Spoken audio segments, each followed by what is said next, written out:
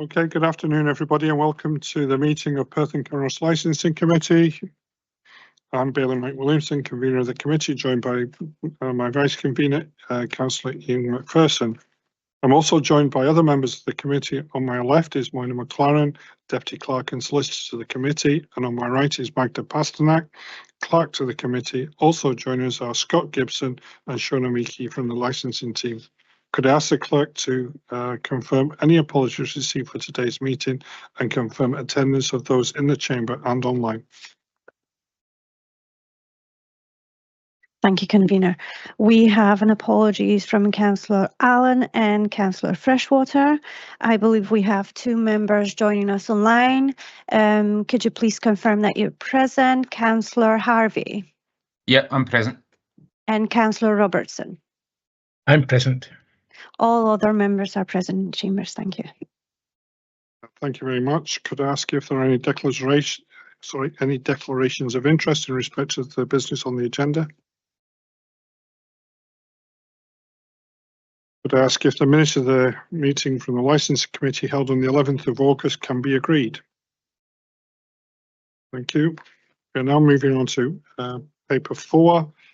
Members, this page is page 9 on in your document pack. Excuse me. For this item of business, we are joined by the applicant, Mrs. Kellyanne Pereira, and her solicitor, Stephen Forsyth. I take it that's both of you, yes? Good afternoon. We're also joined via phone by objectors to the application, Mr. Lee and Mrs. Haven't joined. Do you want to hold on for a few minutes? Okay.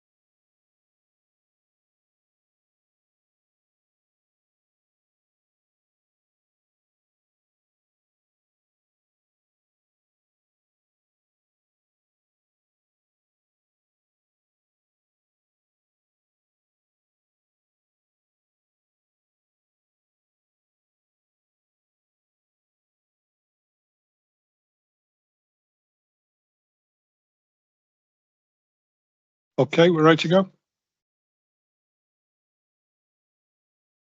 Shall I start again?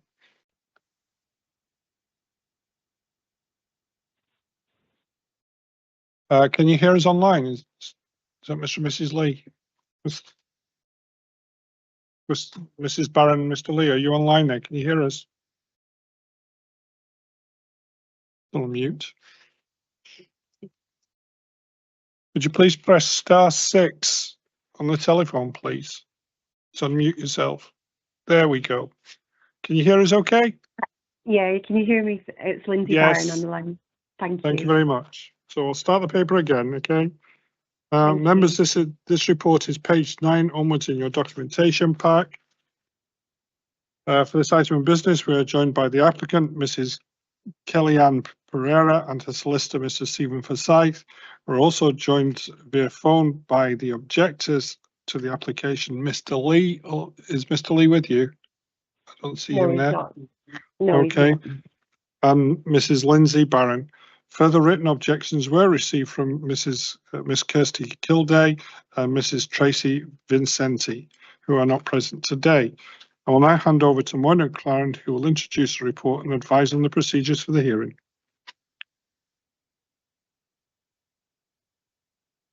This is an application for 3-year short-term let licenses. This time it's for secondary letting. So what the procedure is in these type of cases is we actually hear from the objections first, and then the committee will ask questions of the objectors, and then you yourselves as applicants will get a chance to respond, and questions will be asked, and then the objectors will have an opportunity to sum up, and then you'll have an opportunity to sum up, and that's it really. Thank you. Can I therefore invite Mrs. Barron to provide details of her objection? Thank you. Thank you. So in respect of our objection this time round, unfortunately the property has now been let out for 6 to 12 months.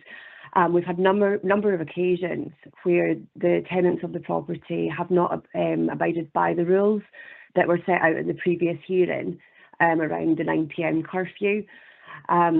So we let it lie a number of times, and then it was getting out of hand.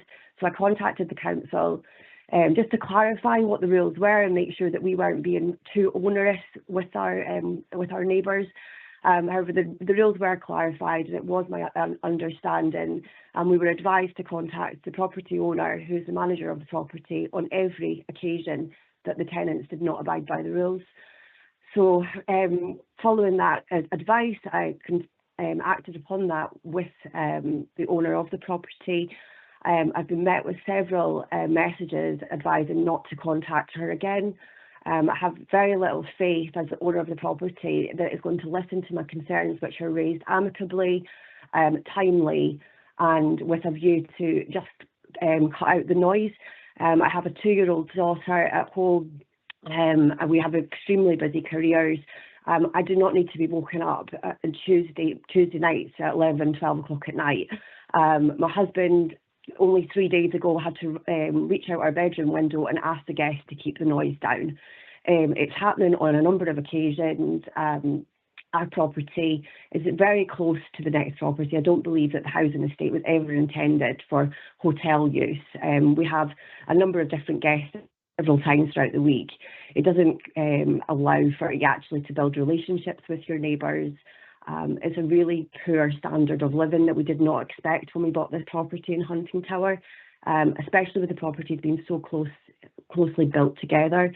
If the owner of the property, if this is allowed to go through, we would ask that the owner of the property is reasonable, and that if we do contact, if rules are not adhered to, that we're met with text messages that are satisfactory in terms of getting a resolve, rather than telling me that my 2-year-old daughter is too noisy and that our dog is too noisy. That is irrelevant, and when I'm raising concerns about people within her property that are breaking curfews.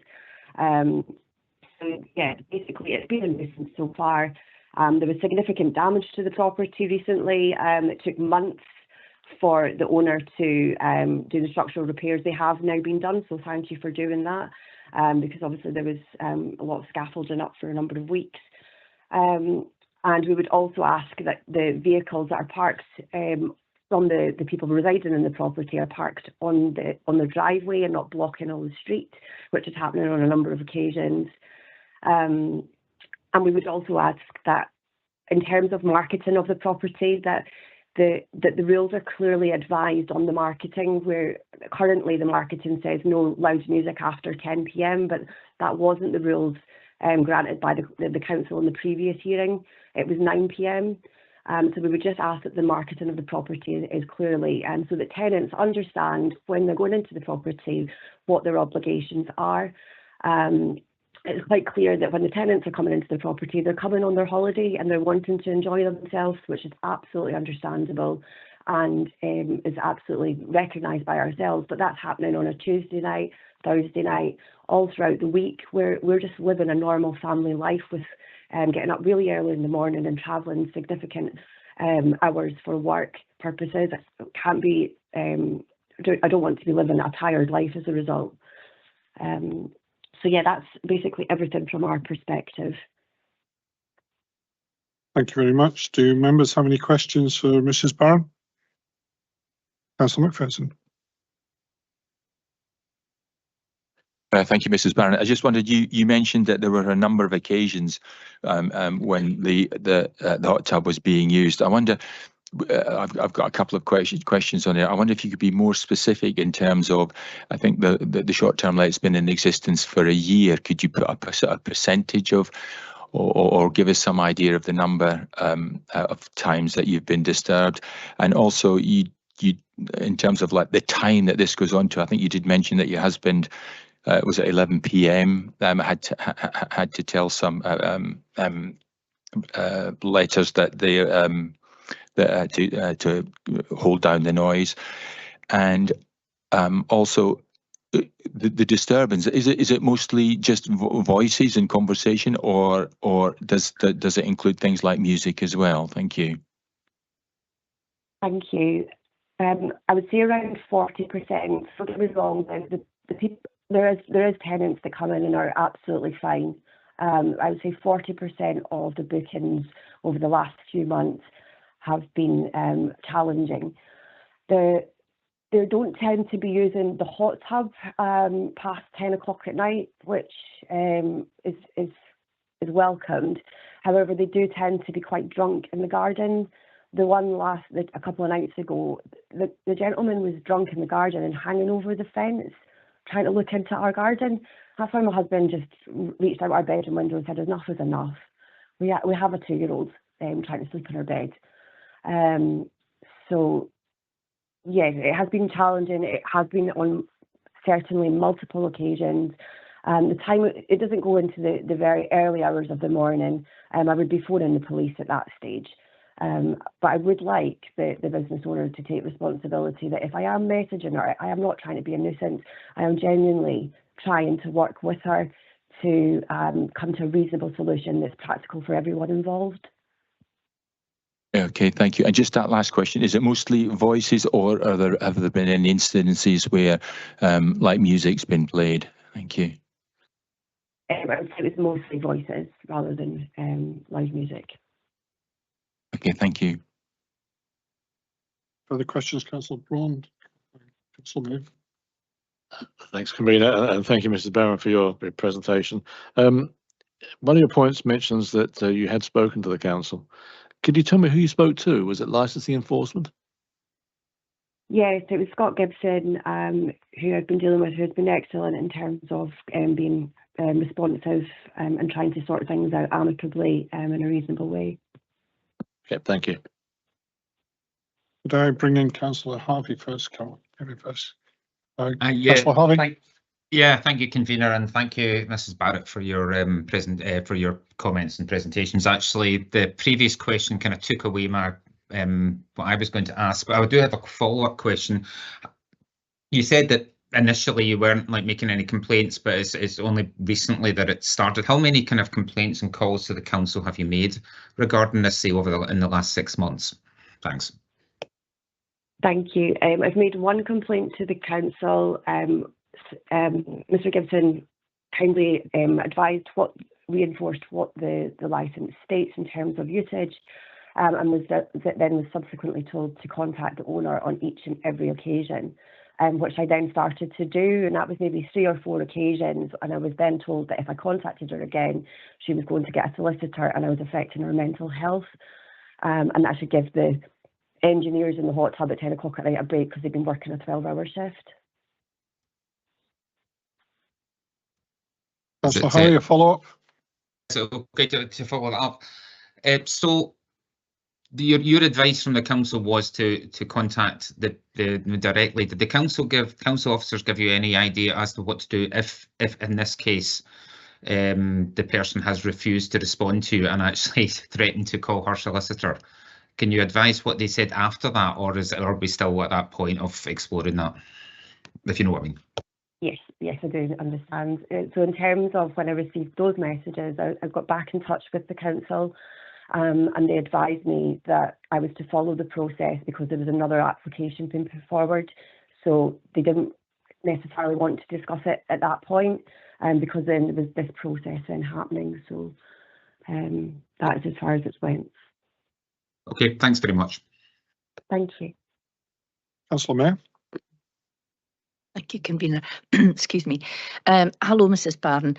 I would just like to ask, within your objection, you've mentioned, and you've obviously also said to us just a moment ago, that there had been some damage done to the front of the house, which you were appreciative that Ms. Pereira has now seen to.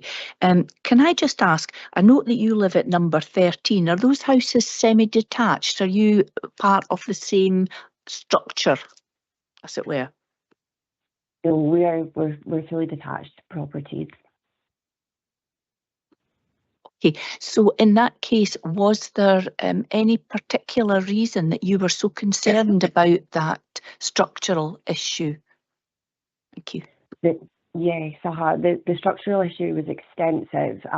They drove into the property accidentally in a large vehicle, and the whole face of the property was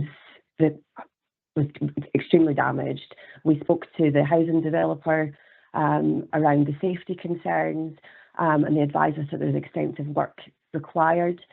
And I work in insurance, and I just thought when there's a property that's so significantly damaged, why on earth has this not been rectified sooner? Because there's obviously questions around the integrity of the building and the safety of the buildings around it. But was the vehicle which drove into the building, was there any connection that you were aware of with that being because it was a short-term let, or was that an accident that simply could have happened in any case? Thank you.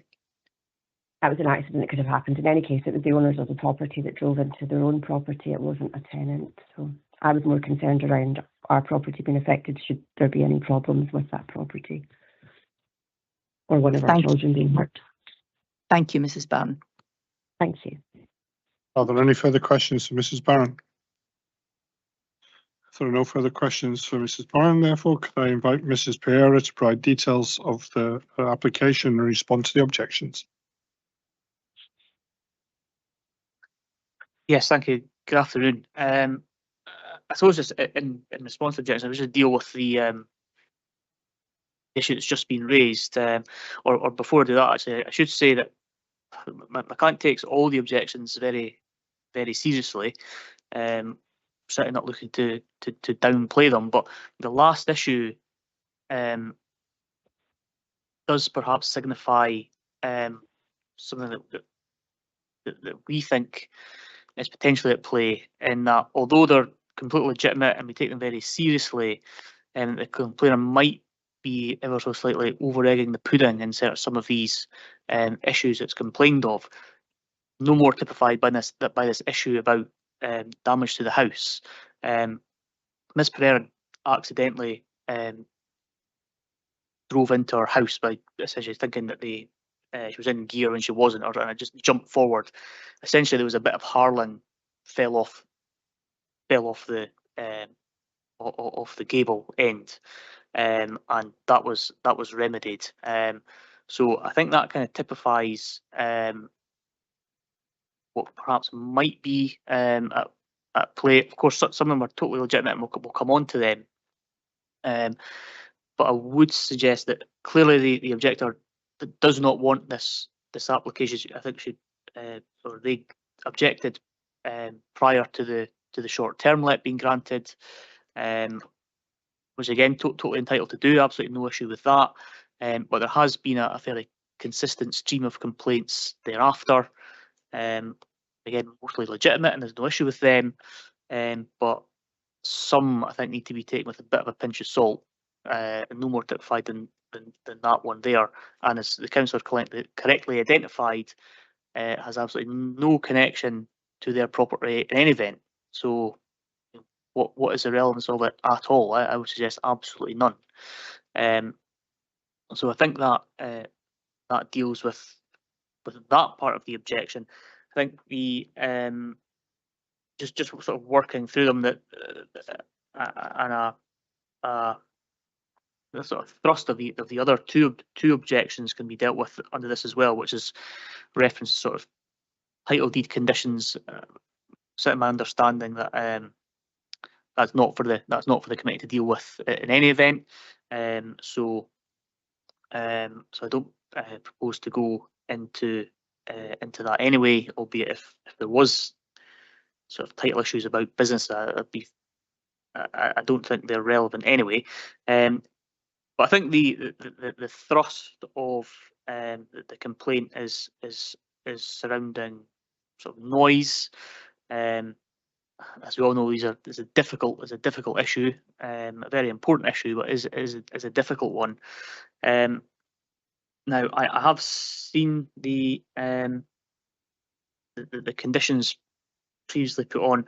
I do wonder if part of the issue is perhaps a bit of a misunderstanding on behalf of the objectors as to what the licence condition actually says, or whether something has got lost in translation in translation somewhere, because the licence condition is that there's been no social gatherings, whereas what we seem to be noticing, and I think we are able to show and prove for there was one particular occasion where I think there was a complaint of guests getting out of the hot tub at 3 minutes past 9. There is text message correspondence between the objectors and my client. I should say we would refute any allegations that this sort of mean or sort of nasty or just dismissive text messages. So in my view, the messages from my client are conciliatory, but also to the point. I should just add that my client did lodge quite an extensive bundle of documents, very extensive actually. I don't believe they've made their way around, but if anyone was minded to see them, there is various of the text message correspondence has been lodged and there's a sort of video commentary by my client talking through them. So by all means, we have a look at that, and you're certainly more entitled to make your own minds up as to whether you think any sort of language has crossed the line. In my view, I don't think it does. But coming back to the point about sort of noise and in particular the hot tub use, I think in some of that correspondence, I think I'm right in saying there was a message from the objector that 1 minute past 9 is not good enough. So we have to be, I think we have to be cognizant of the fact that everyone's allowed to use their garden after 9 o'clock. People are allowed to sit in their gardens and conversate, particularly in the summer. I can do that. You can do that. If the guest wants to do that, they're allowed to do that. I think I wonder if there's a view of the objectors that is a social gathering. That is not a social gathering, or certainly my interpretation of the condition is that really what we're talking about, groups of people coming together for, essentially parties. Mr.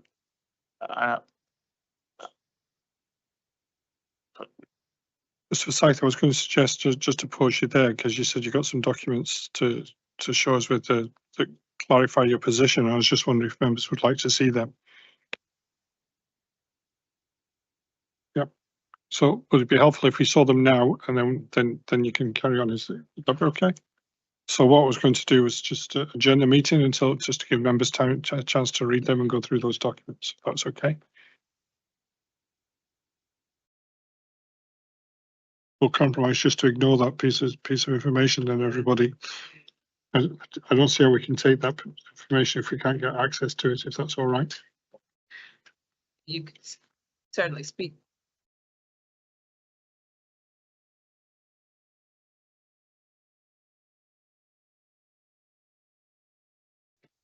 I can see if on the original submissions, if there's something that's a little bit more zoomed in. Would you like me to do that, to see if there's something that we can? It's entirely up to the committee.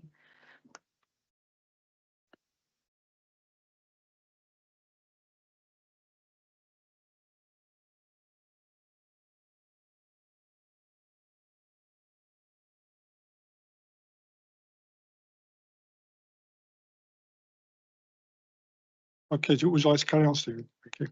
Yes, that's yes. Well, yes, I appreciate the obviously the text is very small, but there is yeah. Well, so I can just about make out that there is there is one from the complainer.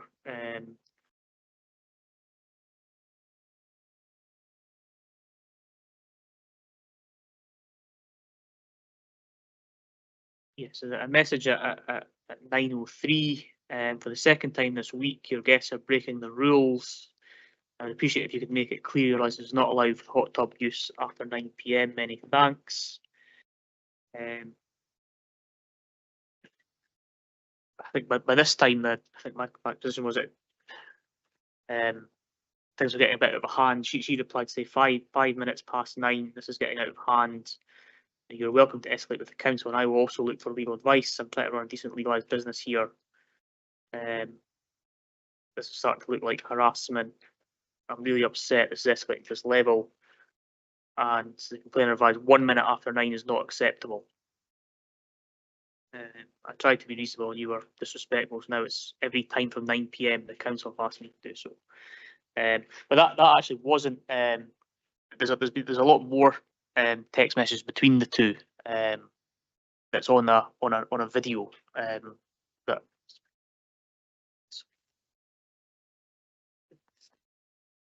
yes.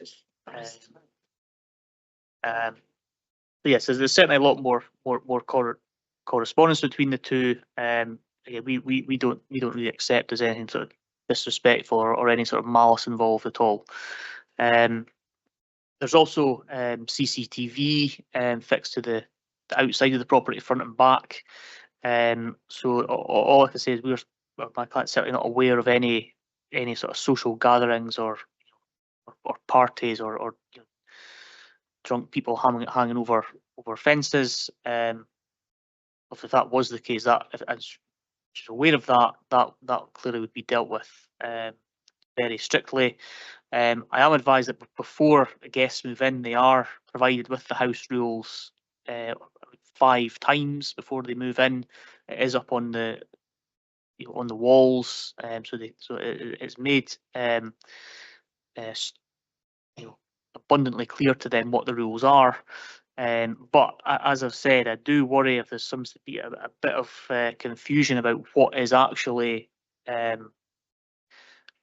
allowed and what is actually not allowed. Like I said, guests sitting outside after 9 PM, that is, in my view, that guests are allowed to do that, as long as they're not committing a nuisance in any way. And if they are, obviously there's certainly remedies to deal with that, and it would be dealt with very strictly. But I do wonder if there's a bit of confusion that the objector seems to be taking the view that guests are not allowed in the garden after 9 o'clock. That is not the case. If that, I mean, even if that was the case, I think there'd be certainly some legal ramifications for that, but whether that could even be lawful anyway. But so in my view, it's not. That's not what the condition is. The condition is for social gatherings, and there haven't been any. I understand the complainant has a young family and work. You know, we're certainly sympathetic to that. But like I say, I am a little bit concerned that the 9 PM curfew has been taken a little bit out of context here. And look, my client's absolutely willing to work with and do anything they can to ensure that guests abide by the rules and are not causing any noise or nuisance to any neighbours. There's absolutely no question about that. Moving on to the sort of parking issues. Give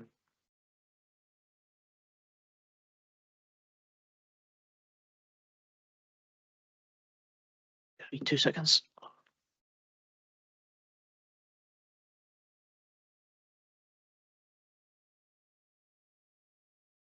Yes, in terms of parking,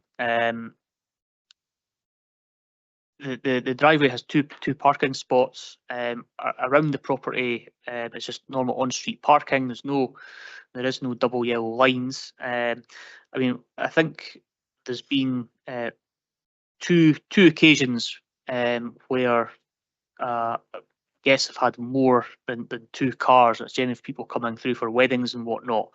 So it's a very sort of small percentage of this actually being an issue. But to show commitment to the committee, to the neighbours, my client is willing to put a new policy in place, a house rule that be a maximum of 2 vehicles, both to be parked on the driveway. If there is a rare occasion where guests do have more than 2 vehicles, then the additional vehicle would require to be parked in a visitor bay, of which there are several on the estate.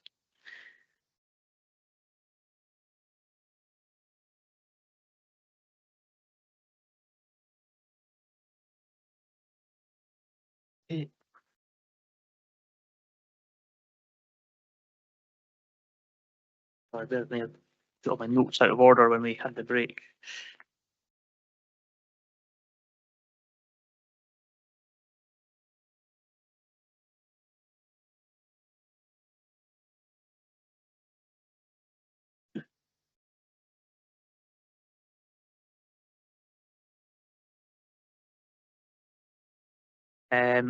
Although it's not been mentioned today, I think in some of the objections there was sort of issues made regarding sort of community safety and things like that. I think they were more generalised as opposed to a specific, sort of any allegations against my client. But of course that may be possible. Of course, in this particular case, there's absolutely no evidence of there being any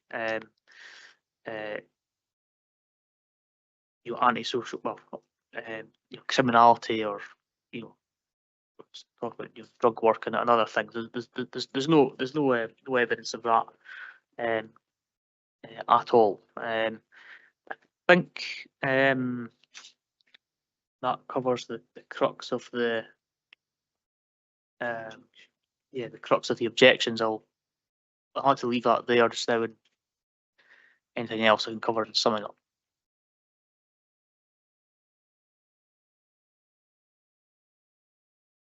Okay, do members have any questions for Councillor Braun? Thanks, convener, and thank you for your presentation. I wanted to ask you a little bit more about this concept of social gathering. I appreciate your solicitor. You look at it from a completely legal point of view. I'm just a layman, and I think looking at the paperwork here, the hot tubs should cease to be used at 9, and I think the quiet hours, it says 10 to 8 the following morning. So I'm assuming that at 10 o'clock at night, there should be nobody in the garden. I think that's my understanding of the intention of the condition put on. My colleagues may obviously be different as well, so we should allow for that. But what I'm trying to make is, in my thought was that that after 10 o'clock there should be nobody in the garden. Now, we talked about people using the garden. My thought would be, and I'm not a legal mind, is that if there's 2 people in the garden, that's a social gathering. And the other point I think is important to make, perhaps here, is that whilst there may be an argument for a residential property, this isn't a residential property now, it's a commercial business operating as an Airbnb. So my second thoughts were the rules of an ordinary house don't apply, because it's not a residential property, it's now a commercial business, and been operated as a commercial business, and therefore the rules that we lay down are based on that basis. So I wanted to clarify with you my thoughts of it, that a social gathering is anybody other than on their own in the garden after 10 o'clock. That's I think was the interpretation we had, but my colleagues might explain more on that, but I just wanted your thoughts on that.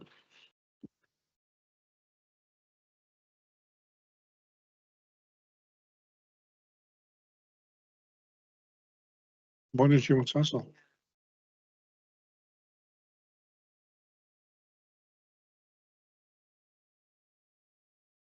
Is it on? We have never had any parties. I've got the license last year in December. I've then decided to invest more on the property, made the garden nice and redecorated the house to achieve the level of customers I was aiming to get. So I got the property done to a high standard. So I've only started receiving my first guests in May. And it was understandably quiet. It was my very first trial, first month. So June, July, and August were good months, but then they're good months for everybody. September, extremely quiet because I've closed the property for repairing the damage to the wall. I've only had very few guests. From these months that I've been receiving guests, they're all families, either families with children or corporation guests, business people. We never had any parties in the house, not even one single guest partied in the house. By gathering, my understanding was if people were sitting outside and having a party and making loud noises and chatting too loud to the point it would be disturbing the neighbors. I have 3 direct neighbors. The neighbors to the left also have very small little kids, one being born just, I think, 4 months ago, if I'm not wrong. I get on with all my neighbors. I was there. I was one of the first buyers. I bought the house on the plot. It was still on the plot, being built. I hadn't met Lindsay and Lee by the time they bought the house from previous owners. But I get on very well with all my other neighbors. So my other 2 direct neighbors do not understand where the objections are coming from because they also have small children and they're very happy with the way I operate, as well as the neighbors across the road.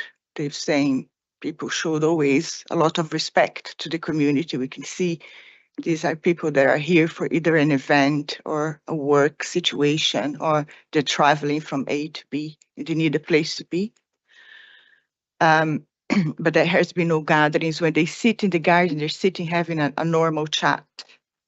It's not a party. And I think because of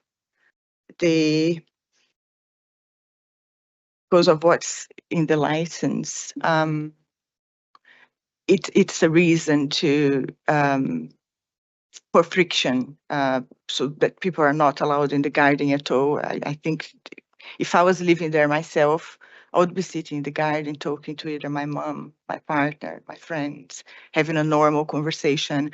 I'm a very serious host. I have 24-hour CCTV to prove how my guests behave and that's very important. And it's in my best intention to make sure that my neighbors are happy and my guests are responsible. So that's all. I hope I've answered. Yeah, I think just to come back, I think, well, certainly, so our interpretation is two people sitting in the garden at 9:10 in the middle of July, when it could be still 23 degrees outside. Does it get dark to 11? Is that a social gathering? We have certainly not construed it in that way. So I suppose your question is what was my interpretation of that? Yeah, we think we are construing it as a sort of group of people coming together, with drinks and sort of commotion going on. That's how we're interpreting it. Perhaps the objectors interpret it at the other end of the scale, and maybe that is why maybe that's where the confusion has come in. Without not looking to blame anyone, of course, but yeah, I mean perhaps that I suppose on one view it is probably a little bit open to interpretation. I wonder if a resolution would be to perhaps clarify that or drill down a little bit further. But yes, I mean, like I said, two people in the garden at 9:10, we don't consider that to be a social gathering. Like I said, I don't know what I wasn't here when the decision was made about that, whether that was the intention. So probably it's for you to tell us. I'd be surprised if that was the intention, but if I may convene, just come back. I think that was 10 o'clock was the time for the guard from what I've written here, but I just wanted to ask Ms. Pereira, you've got your CCTV. From what you were saying, it tends to be nobody in the garden after 10 o'clock. Was that what you were saying?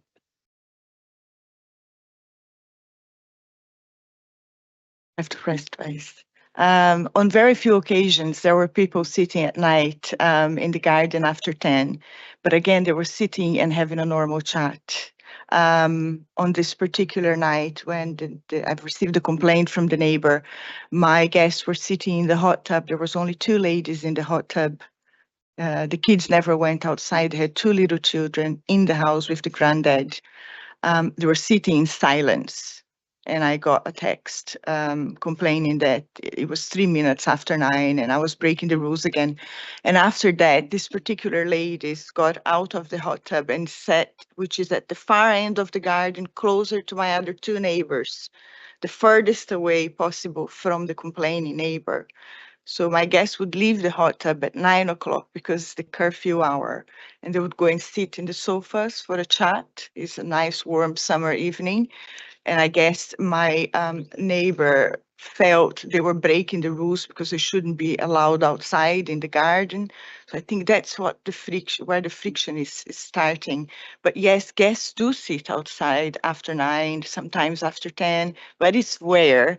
And especially now with the weather changing, it's getting cold and it's going to be raining most days. So and I've also secured a corporation contract with Omexon company. It's an enterprise for two engineers, two female engineers from Germany to stay from January to June for 6 months. After that, I'm also dealing with Barrett because they've just started a project across the road at Hunting Tower. And they, last year, when we're building this residential we're in, we're having to pay for hotel rooms for their engineers, the more skilled workers. And they were asking if I would reserve the house for them. And we're just in talking. I was talking to the Barrett site manager, Brendan, about this last week. But yes, the house is rented out for two engineers from January to June 2026, which is hopefully it's good.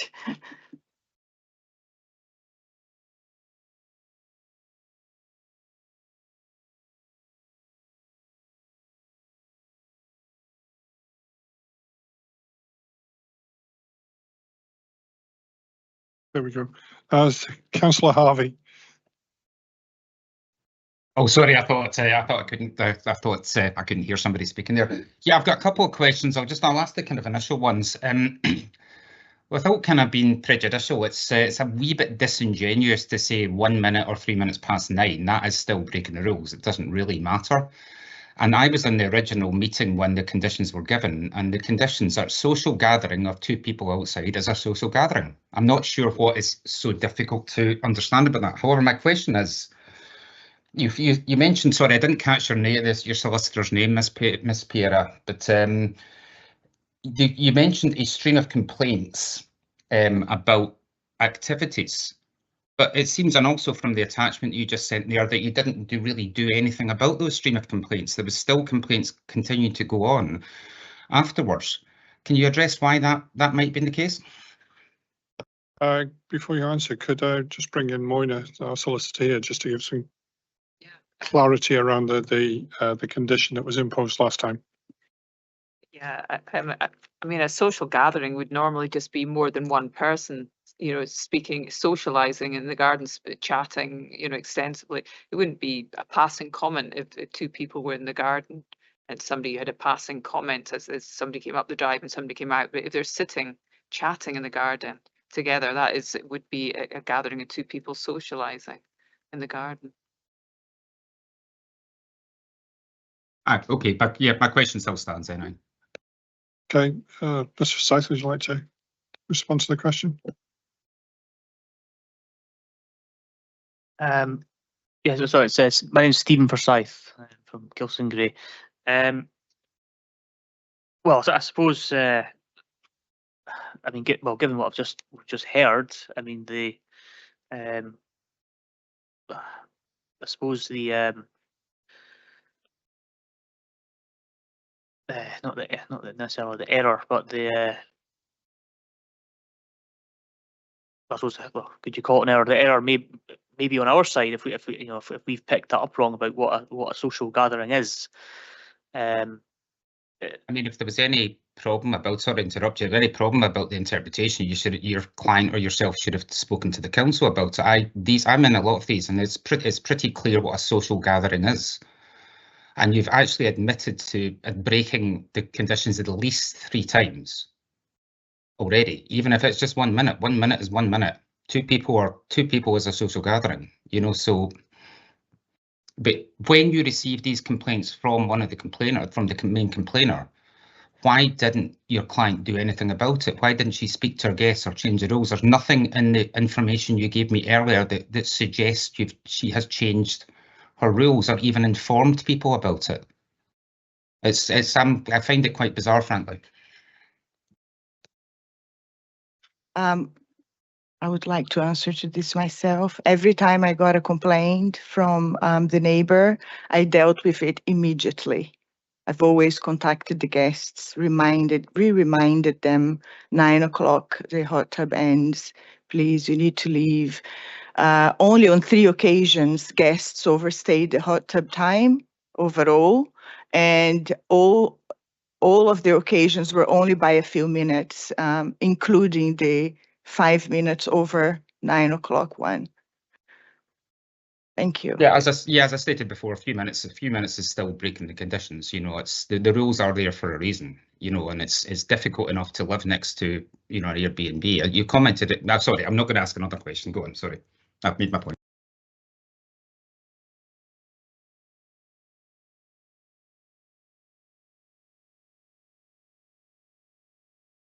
Okay, thank you. Are there any further questions for Carol?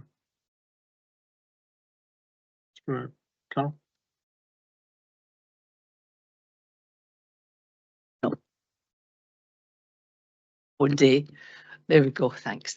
I would just like to ask one very brief question, Ms. Pereira. I've got to say, I personally have thought all the information that and the pack, etc., that you've provided for your guests has been quite impressive. And I thought it pretty much laid out exactly what the expectations were on people. One piece of paper which came out of that massive pack that we just got a moment ago there's a little bit that says during your stay, and it reads, it lists the conditions.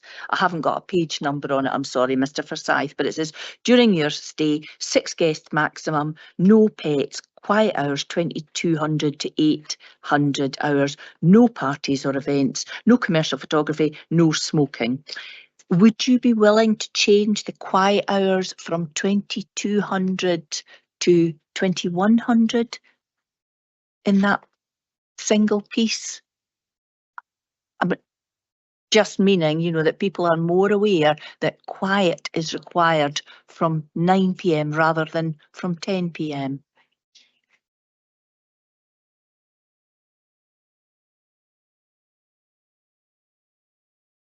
Oh, sorry. That particular line, it's on the property advertisement, where following that page, it also says the hot tub curfew hour ends at 9 p.m. And then also guests get to receive the rules 5 times before they check in, and sometimes get reminded when they are there. It's quite a lot. I make all I can to avoid any issues. I could change, and I can change from 10 o'clock to 9 o'clock quiet hours, but would guests not be allowed to sit outside in a summer evening for a chat? That would be very difficult to resolve this scenario, because on one particular evening when I got the complaint for the guest breaking the rules and staying at the hot tub a few minutes after 9, my neighbors next door were building furniture until 10:30 in their garden.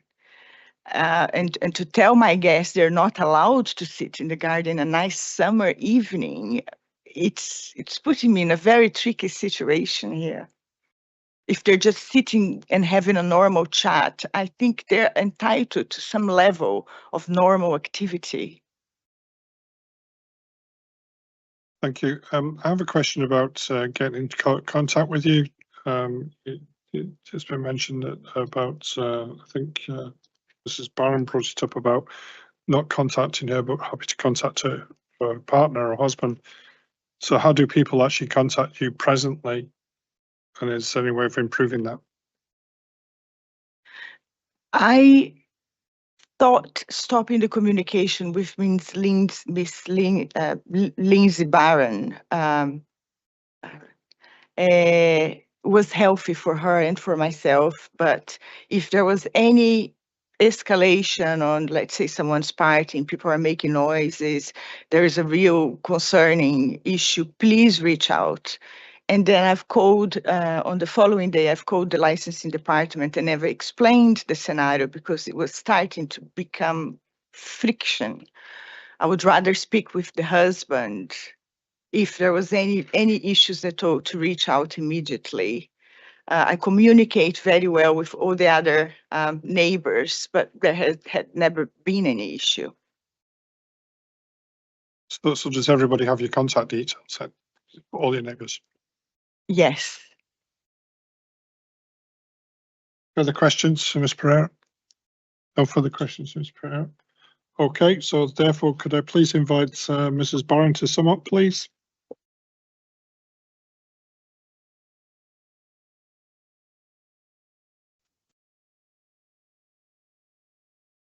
Hello? Yeah, we can hear you. Thank you. Okay, thank you very much for your time today. There's been a number of instances raised by the solicitor, Ms. Pereira, in respect of my interactions. I'd like the council to hear that I'm a managing partner of an insurance business and a mother of 2. I have a lovely family home. Never once imagined that I'd be living to essentially what is next to a hotel. The reason I deal with Ms. Pereira is because I'm more socially inept to deal with these types of situations. My husband would not be the correct person to deal with in a more challenging situation. So I deal with sort of professional matters in the household to resolve things amicably, fairly, and within the rules. At the previous hearing, social gatherings from 9 p.m. was absolutely acceptable result from our perspective. We felt it alleviated all of our concerns around late night noise, allowed us to raise our family in a manner that we wished to do so, and also be coherent for 5 a.m. starts to travel around the country for work. When the social gatherings were happening, the first instance for myself was to contact the council and ensure that my interpretation of the rules was correct ahead of going to Ms Pereira. And that was because I didn't want any unnecessary conflict. I didn't want to be incorrect in my assumptions.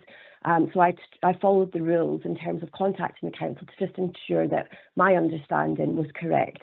I've been told subsequently by Ms Pereira that my understanding is not correct. That's now been shown today by both her and her solicitor, that a social gathering is more than one person in the garden. I have not complained. I take very unkindly that I'm a nuisance neighbour that is looking for challenges. I am not looking for that. I just want to have a nice, peaceful home environment whilst running an extremely challenging career and a young family. The housing estate really isn't designed for hotel use. We have a number of different tenants coming in every other day of the week.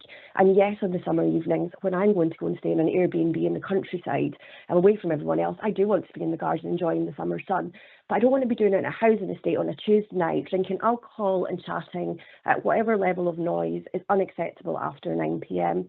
I don't think it's unreasonable, because we're actually, without clear rules and guidance, it leaves us very open to interpretation as to what weather. I really cannot believe that the weather has been coming into question.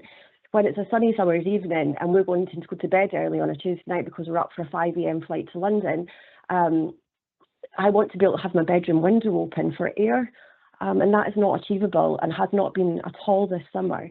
It's been a horrific summer with different guests coming to and from, and there is a number of guests in the property who have not respected the clear guidelines that are obviously set out in Ms Pereira's lovely welcome pack.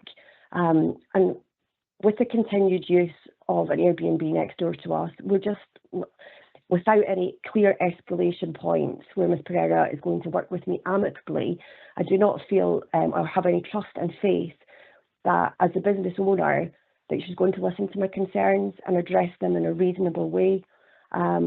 It's just really unfortunate way to live at the moment.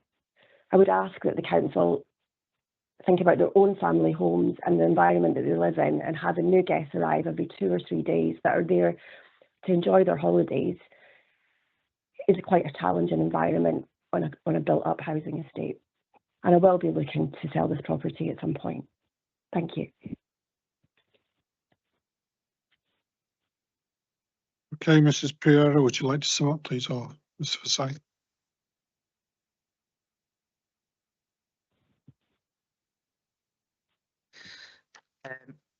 Yes, thank you. Well, I would move the application.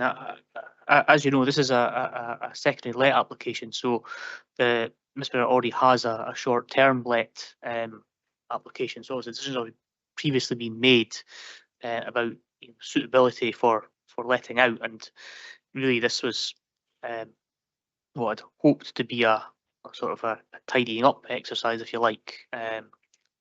Albeit there's been a number of objections which we've dealt with.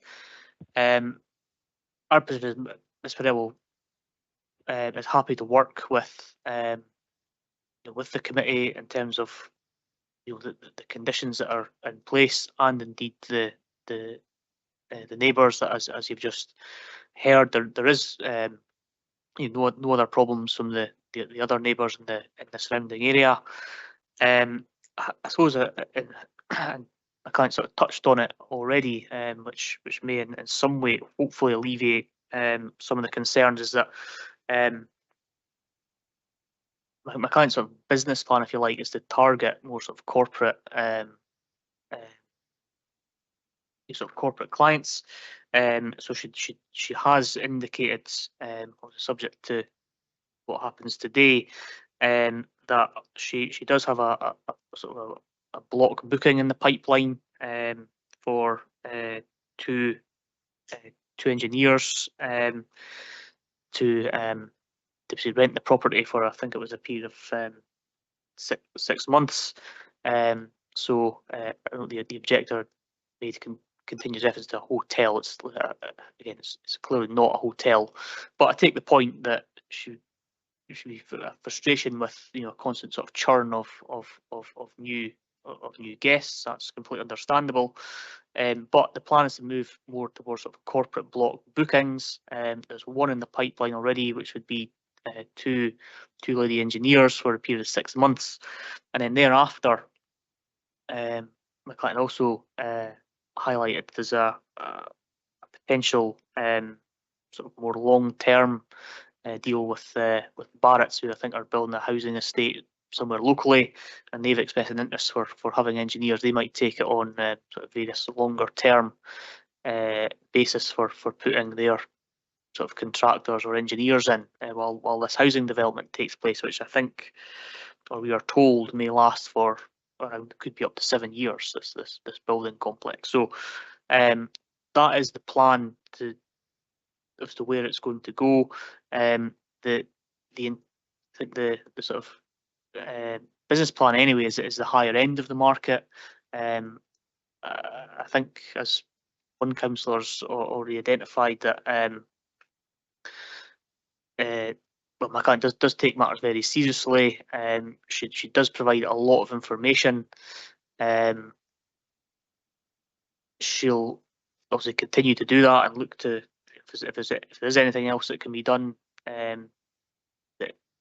or any further conditions or any recommendations, I'm pretty sure should be willing to work with that.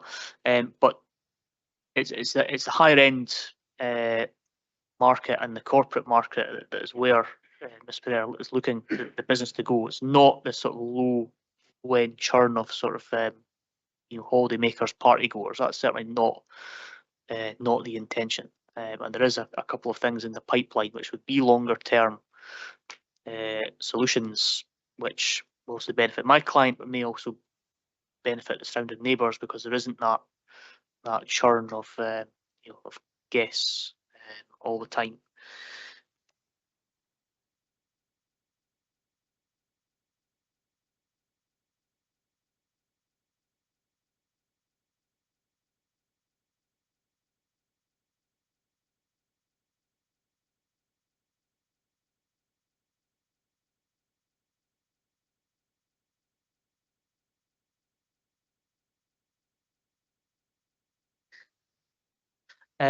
Yeah, I suppose just finally coming out to the main theme for today, the sort of 9 o'clock sort of 9 o'clock curfew. I take what the councillor said. In our view, 9 o'clock for not having anyone sitting in the garden does seem a bit extreme. There's always things that can be done if people are causing nuisance and whatnot. There's other remedies for that, and obviously including calling the police and whatnot. I think my principal position today would be to seek if that could be perhaps varied. I don't think there's any issue with the hot tub. There's no issue with the sort of 9 o'clock curfew for the hot tub. And there's been reference to 10 o'clock anyway, albeit it doesn't actually seem to appear on the conditions. Yeah, they're quiet.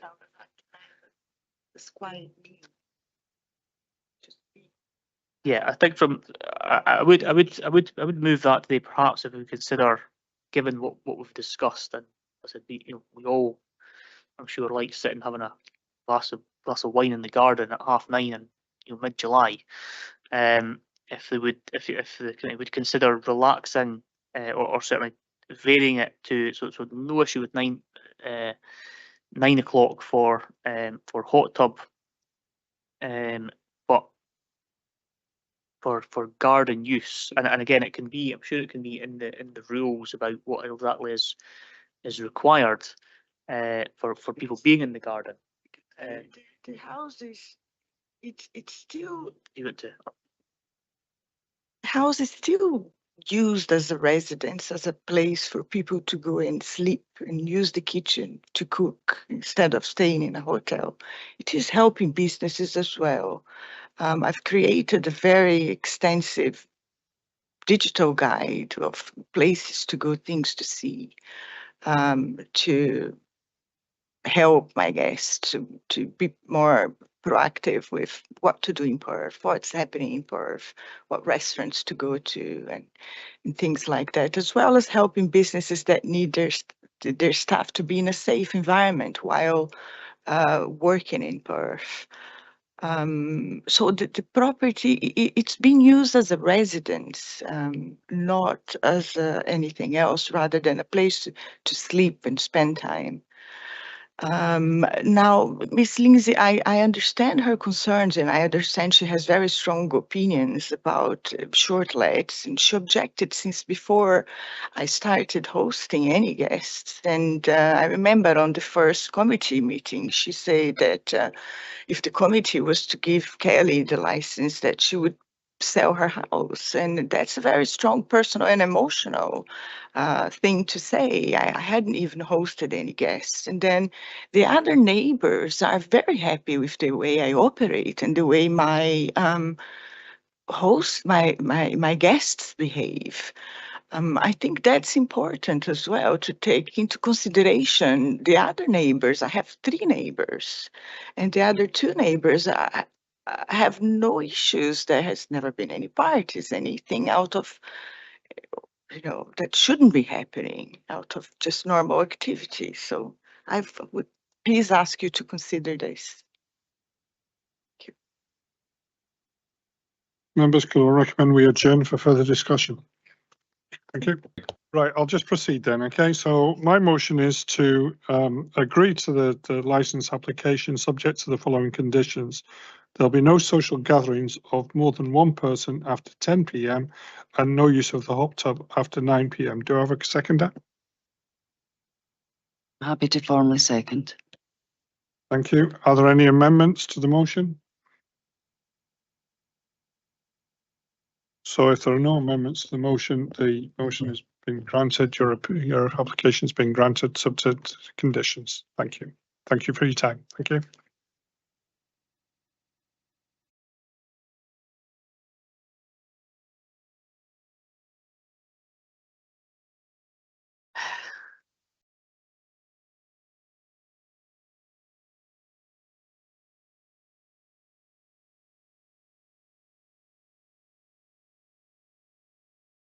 Members, I'm now going to close this section of the meeting and move to the private section of the meeting.